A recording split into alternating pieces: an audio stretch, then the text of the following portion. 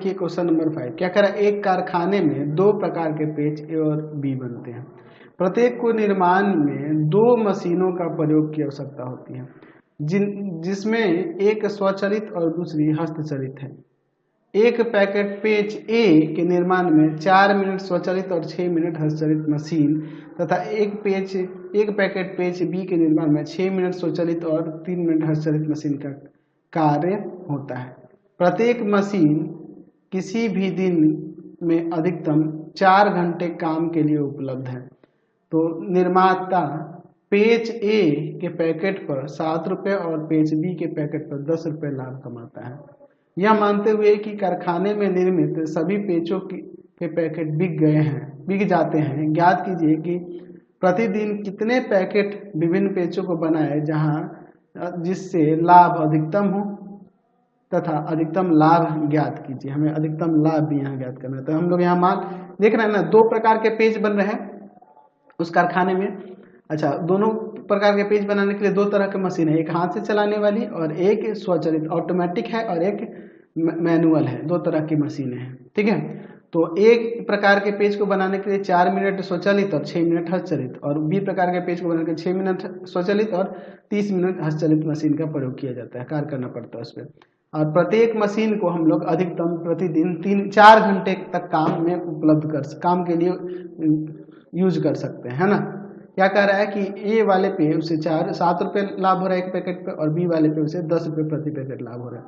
तो अधिकतम लाभ के लिए वह कितना पैकेट, आप ये बताना है कि कितना पैकेट निर्माण करें, ठीक है, ये दो प्रकार के पेचों को। तो मैं यहाँ पे मान लेता हूँ कि माना कारखाने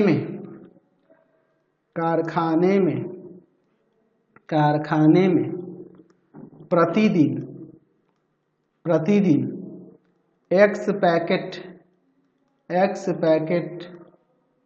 पेच ए और y पैकेट पेच बी प्रकार के बनाए जाते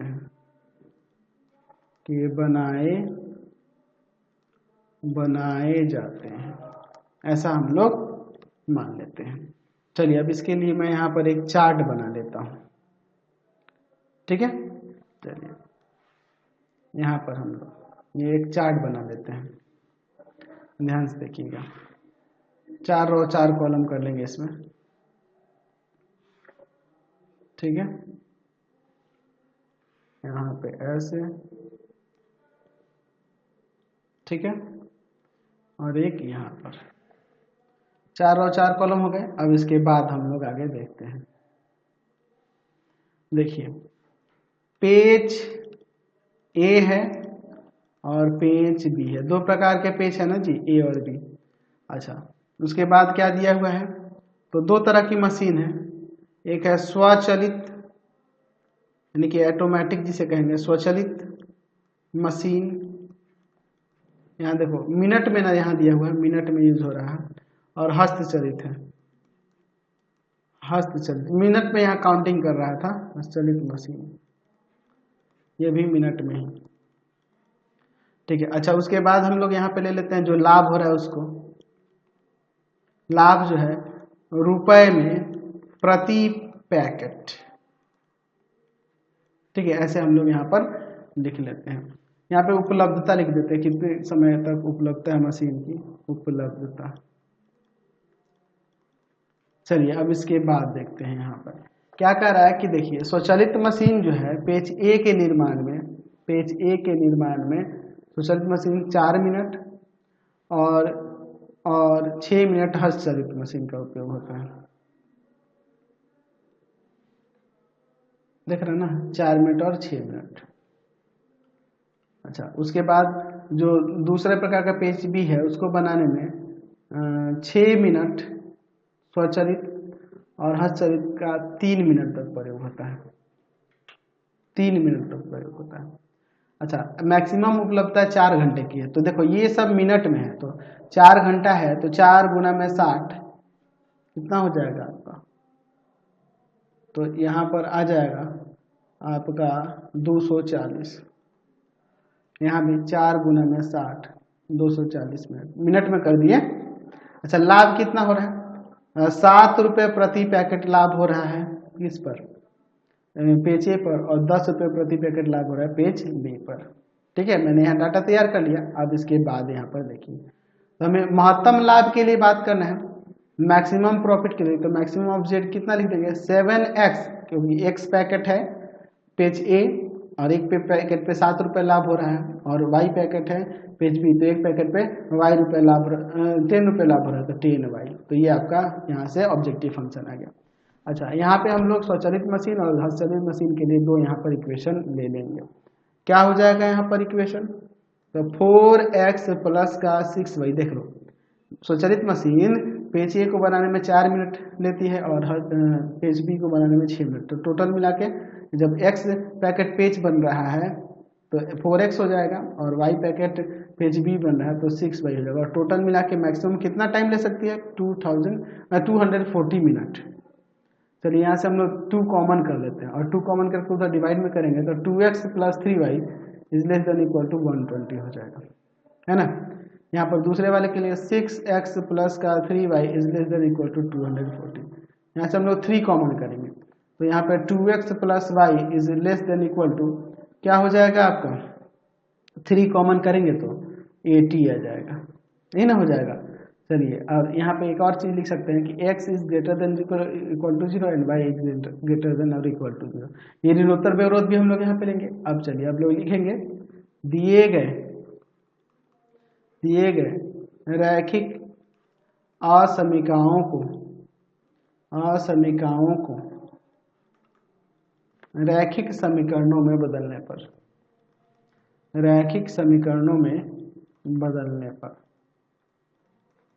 ठीक है, क्या हो जाएगा? 2x plus 3y equal to में 120 और 2x plus y equal to में 80। चलिए अब हम लोग इसके लिए दो यहाँ पर चार्ट बना लेते हैं दोनों के लिए, ठीक है, इसके लिए भी और इसके लिए भी। इसका ग्राफ खींचेंगे ना हम लोग, इसके लिए हम लोग यहाँ पर इसका चार्ट बना लेते हैं। ध्यान से देखिएगा, ये हमारे 2 चार्ट बन गए यहाँ पर। अब इसके दो सॉल्यूशन निकाल लेते हैं। देखिए ध्यान से, एक्स वाई, देखिए यहाँ x का 0 रखते हैं, x का 0 रख देते हैं तो y का यहाँ से कितना आ जाएगा? 40, और y 0 रख देते हैं, y 0, तो x का कितना आ जाएगा? 60। एक्स वाई, x का 0 रख देंगे तो y क्या आ जाएगा आपका? 80, y का 0 रख देंगे तो x का क्या आ जाएगा? 40। चलिए अब इसका हम लोग यहाँ पर ग्राफ बनाते हैं, ठीक है। चलिए ध्यान से देखिए, हम लोग यहाँ पर ले लेते हैं x एक्सिस और इस पर ले लेते हैं यहाँ पर y एक्सिस, ठीक है। चलिए अब इसके बाद देखिए, x यहाँ आपका हो जाएगा x डैश, y और यहाँ पर y डैश। चलिए यहाँ पर ले लेते हैं 20, 40, 60, 80, 100, काफ़ी है। 20, 40, 60, 80, 100। चलिए अब इसके बाद ग्राफ देखिए, 0 और 40, और फिर दूसरा है 60 और 0।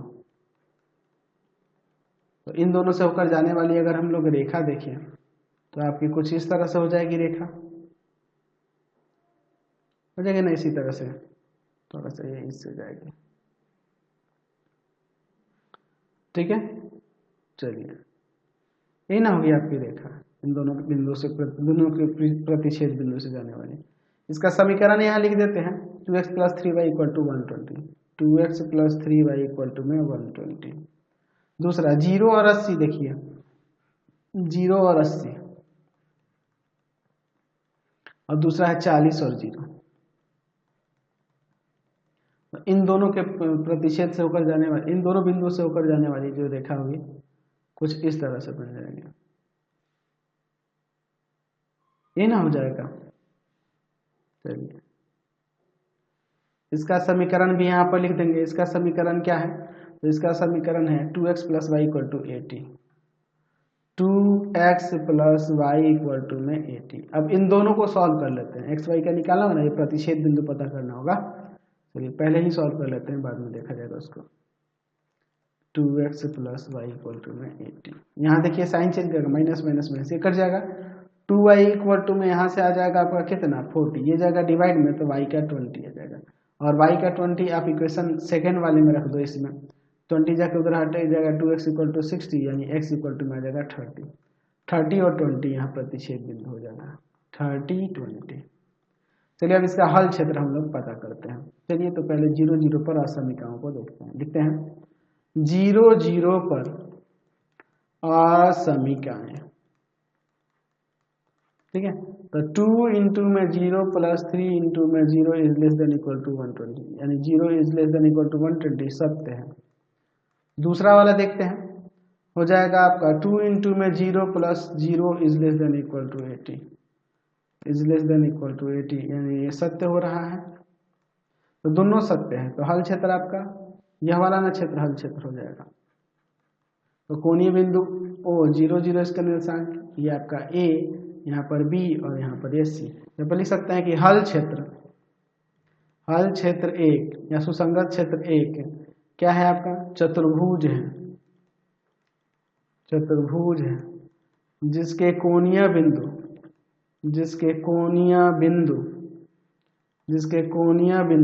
O 0 0, A 40 0, B 30 20 तथा C 0,40 है।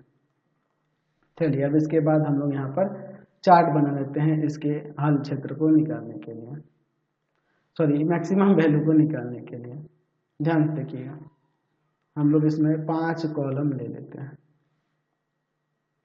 ठीक है, क्योंकि 4 तो इसके कोणीय बिंदु ही हो गए और एक एक्स्ट्रा लेना होता है। चलिए देखिए अब इसके बाद, ठीक है, चलिए यहाँ पे लिख देते हैं।